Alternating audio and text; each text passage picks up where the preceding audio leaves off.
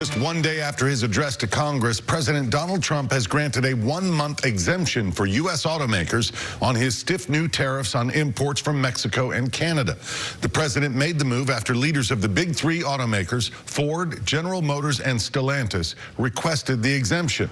Trump advised them to start investing and shift production to the U.S., where they won't face such tax penalties.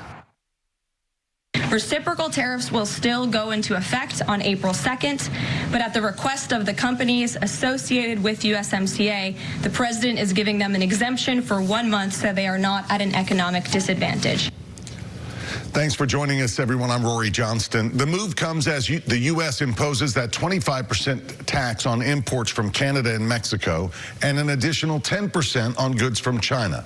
A move to force a better overall trade deal, but at least in the short term, Americans are likely going to face higher costs.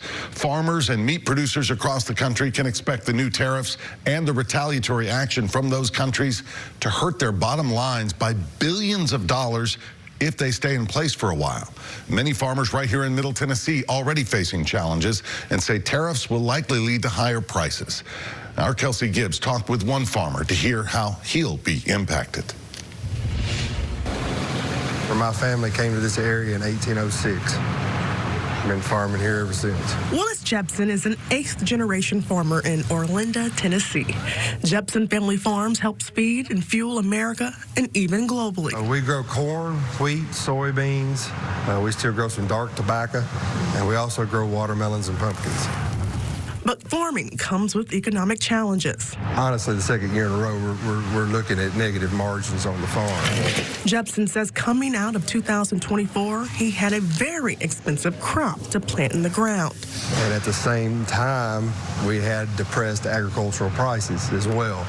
So we were staring down a double barrel, if you will, with the situation being high input costs and low output costs. Now, President Donald Trump is placing tariffs on goods coming into the United States from Canada, Mexico, and China. These nations are planning to retaliate with their own tariffs on the U.S. Starting on April 2nd, it may be a little bit of an adjustment period. Trump argued that agricultural imports hurt American farmers and asked them to, quote, bear with me again as he works to help them. And this will be even better. Jepsen and farmers had to handle tariffs in Trump's first term. Jepsen said it was tough, but farmers are resilient. The talk of more tariffs obviously are wreaking havoc at the moment with the grain markets. His fertilizer comes from Canada. Of course, I believe 85% of the potash that's used in the United States comes from Canada. Jepsen says he supports limiting imports of agricultural products into the U.S. and would like leadership to take a look at the domestic use of corn and soybeans, but want a fair chance and a fair deal. American farmers want access to global markets. We truly do live in a global economy. We're standing in Orlinda, Tennessee, in rural America, and our products do touch the world, and we're competing against the world for market share.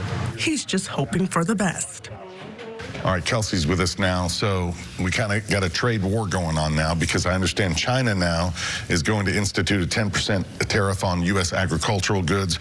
Canada's already announced 25% counter tariffs. Speaking of the agriculture, we're a big exporter of soybeans to China, right? Right, and so because of that, we do know that President Trump, he posted on Truth Social a few days ago, letting farmers know to get ready to start making a lot of agricultural products to be sold inside of the United States.